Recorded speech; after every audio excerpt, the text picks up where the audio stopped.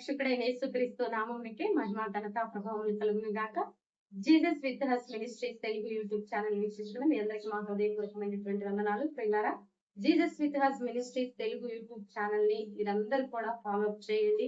ఎందుకంటే ఈ యొక్క యూట్యూబ్ ఛానల్లో చాలా ప్రోగ్రామ్స్ ఉన్నాయండి, అనేకమైనటువంటి మెసేజెస్ ఉన్నాయి. మీరందరూ కూడా మీ ఆధ్యాత్మిక జీవితానికి ఎంతగానో ఉపయోగపడుతున్నాయని మరి మేమైతే విశ్వసించి నమ్ముతున్నాము. మీకు ఉపయోగకరంగా ఉన్నట్లయితే ఛానల్ ని ఫాలో అప్ చేయండి. అలాగే ప్రతిదినం ఇచ్చేటటువంటి వాగ్దానము మీరు నిరాశలో, నిస్పృహలో, ఎదిక్కు తోచని స్థితిలో, బాధలో, కన్నీటిలో ఉన్నప్పుడు మీకు ఓదార్పునిచ్చేటటువంటి మాట నా ద్వారా దేవుడు మీకు అనుగ్రహిస్తున్నాడు.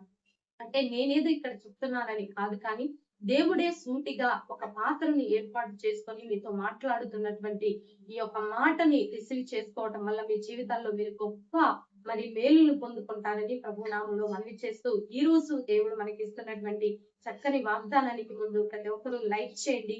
దేవుని ఆశీర్వాదం పొందుకోవాలని ప్రభునామంలో మనవి చేస్తున్నాను. ఎందుకంటే ఈ ఛానల్లో చాలా మరి ఆ యొక్క దేవుని ఆధ్యాత్మిక వర్డ్స్ రిలీజ్ అయి ఉన్నాయి. స్త్రీల కూడికలో, అలాగే సువార్త కూడికలో, విజ్ఞాపనలో, సండే ఆదివారము ఆరాధన, ఇవన్నీ కూడా చాలా మెసేజ్ ఉంటాయండి. విజ్ఞాపన ఉంటుంది. కాబట్టి ఇవన్నీ కూడా మీరు ఫాలో చేయండి. ఎన్నో ఆత్మీయమైనటువంటి దేవుని మరి మాటలు మనకు అందించబడి ఉన్నవి. అవన్నీ మనకి ఎంతో ఉపయోగకరంగా ఉంటాయని ప్రభునామంలో మనవి చేస్తూ, ఈ రోజు దేవుణ్ణి అనుగ్రహిస్తున్నటువంటి చక్కని వాగ్దానం యెషయా గ్రంథము 60వ అధ్యాయం 14వ వచనంలో చూద్దాము. నిన్ను బాధించు వారి సంతానపు వారు నీ ఎదుటికి వచ్చి సాగిల పడెదరు. ఇంగ్లీష్ లో ఎలా ఉంటుంది? All who despise you will bow down at your feet. అంటే నిన్ను బాధించు వారి సంతానపు వారు నీ ఎదుటికి వచ్చి సాగిల పడెదరు. అంటే సాగిల పడెదరు అంటే వారు ఏదొచ్చే నీ పాదాల మీద పడతారని కాదండి. Will bow down at your feet అంటే నీ పాదాల మీద పడతారంటే డైరెక్ట్ గా వచ్చి వారి నీ పాదాల మీద పడతారని కాదు. దేవుడు వారికి నిన్ను అందనంత ఉన్నతంగా ఆశీర్వదిస్తారు. ఎవరి చేతికి చిక్కనంత ఉన్నతంగా నిన్ను ఆశీర్వదించి, ఎవరైతే నిన్ను తృణీకరించారో, ఎవరైతే నిన్ను బాధించారో, ఎవరైతే నిన్ను ఇబ్బంది పెట్టారో, ఎవరైతే నిన్ను అవమానించారో, ఎవరైతే హేళన చేశారో, అపహసించారో, నువ్వు వేస్ట్ అన్నారో, లేదా నిన్ను సిగ్గుపరిచారో, అవమానపరిచారో, నిన్ను ఎంతైతే వారు బాధించారో వారి బాధలలో ఓదార్పుగా నిన్ను ఉంచుతాడు దేవుడు. వాళ్ళు అనుభవించేటటువంటి బాధలో వారికి ఔషధముగా నిన్ను ఏర్పాటు చేస్తారు. ఎందుకంటే నిన్ను బాధించిన వారు నీ యొద్దకు వచ్చి సాగిల పడేదారంటే వారు కష్టకాలంలో ఉన్నప్పుడు నీ సహాయం వారికి అవసరమైతే అంత ఉన్నతంగా దేవుడు నిన్ను ఆశీర్వదిస్తాడు. గొప్ప మాట దేవుడు రిలీజ్ చేస్తున్నాడండి. నువ్వు బాధపడుతున్నప్పుడు నిన్నెవ్వరూ ఓదార్చలేదు. నిన్ను ఓదార్చింది దేవుడే.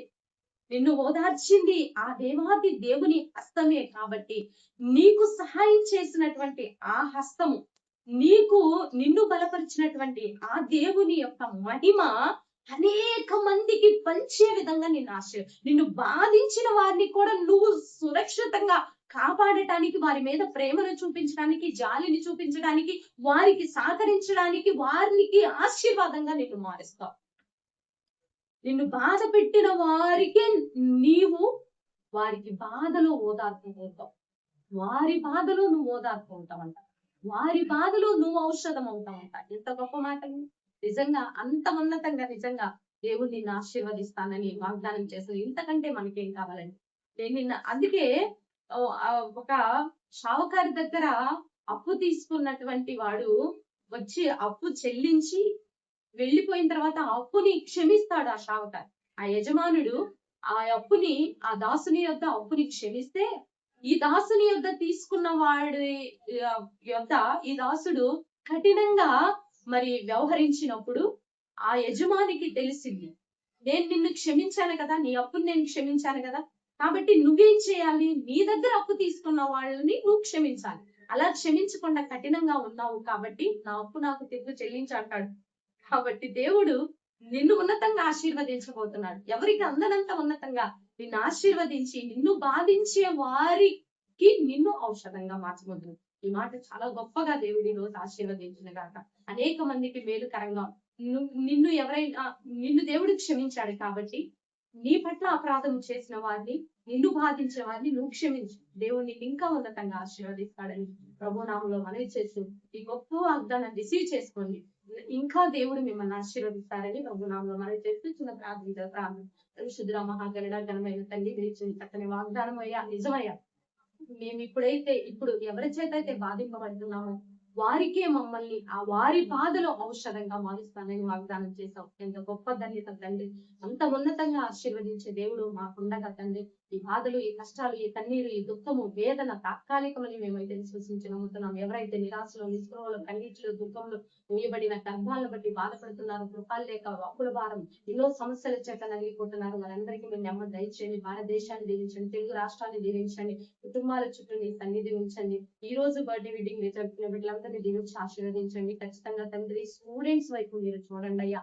ప్లీజ్ అయ్యా, పేద బిడ్డలు, చదువుకుంటున్న బిడ్డలు, కాంపిటేటివ్ ఎగ్జామ్స్ ప్రిపేర్ అవుతున్న బిడ్డలు, నిరుద్యోగంలో ఉన్న బిడ్డలు, ప్లీజ్ తండ్రి వారిని దయవుంచి వారి కన్నీరు తుడవమని ప్రార్థిస్తున్నాం. నేపాల్ని ఒకసారి జ్ఞాపకం చేసుకో ప్రభా. భయంకరమైనటువంటి ఆయా మనుషులు కరిగి వేల మంది చనిపోతున్నారు. ఒకసారి నాయన మీరు దర్శించండి, నెమ్మది దయచేయండి, వారికి తగిన సహాయం అందించమని ప్రార్థిస్తున్నాం. ఈ ఎల్లినివో ప్రభావములు భూమి మీద తగ్గించండి, ఎండ తీవ్రతను తగ్గించండి, పంటలు లేవయ్యా. ప్లీజ్ అయ్యా, మా మీద కనికరించండి, కటాక్షించండి. ప్లీజ్ తండ్రి సహాయం దయచేయమని, మీ సన్నిధి మాకు తోడుగా ఉంచమని, మా కుటుంబాన్ని కూడా జ్ఞాపకం ఉంచుకొని నీకేమన్నా కనుక ఆ ప్రభావం దేశాయ పరిశుద్ధ నామములో అడిగినాం తండ్రి. ఆమేన్. ఇలాంటి వీడియో మీకు నచ్చినట్లయితే లైక్ చేయండి. దేవుని యొక్క మహాకర్తగా మనకి తోడుగా ఉండి నడిపించుకున్నాను.